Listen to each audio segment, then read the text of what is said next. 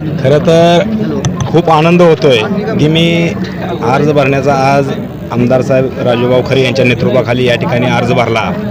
अर्ज भरत असताना पाहिलं की ह्या सर्वसामान्य जनतेचं प्रेम पाहून अतिशय मनाला भावूक झालो. कारण का तर इतके लोकांमध्ये प्रतिसाद, इतकी उत्सुकता होती की भयानक जवळजवळ 200 ते 250 गाड्याचा ताफा, जवळजवळ 300 ते 400 मोटरसायकली, अशी भयानक मोठी रॅली काढून या ठिकाणी आम्ही शक्ती प्रदर्शनामध्ये अर्ज भरला.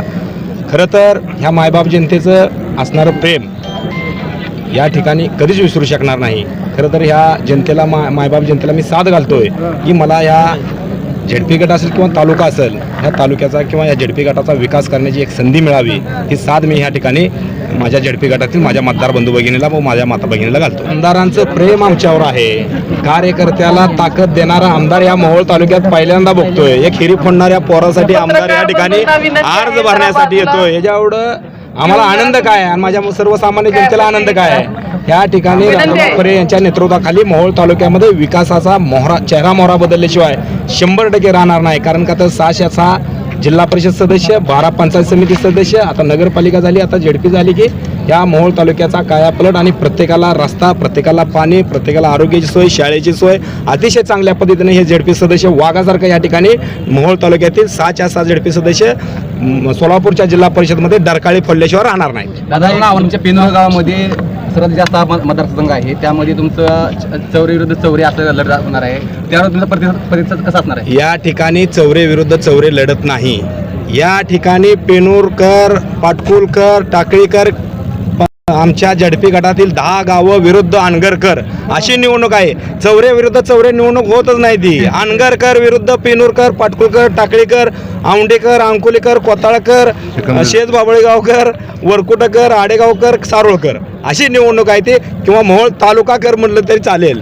या ठिकाणी अनगरकर विरुद्ध मोहोळ तालुका अशा पद्धतीने निवडणूक आहे. ही निवडणूक कुठल्याही सर्व त्या ठिकाणच्या उमेदवाराविरुद्ध नाही. ही निवडणूक आहे अनगरकर विरुद्ध मोहोळ तालुक्यातील सर्वसामान्य जनता.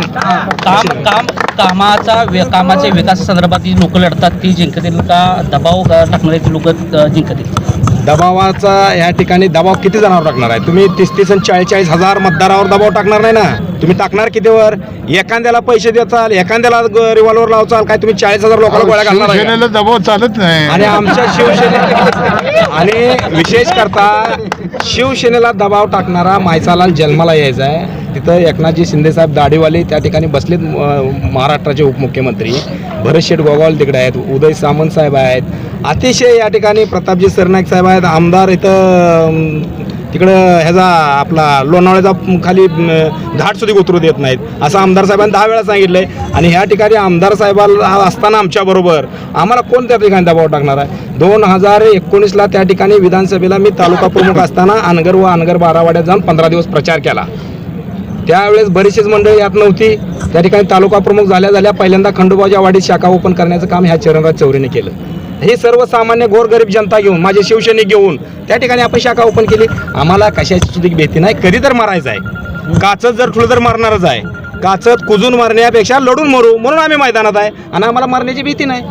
असं बी मेलेतीच ना, कसं प्रत्येक जणाला मरण आहेच ना. आम्हाला बी मरण आहे, त्याला बी मरण आहे.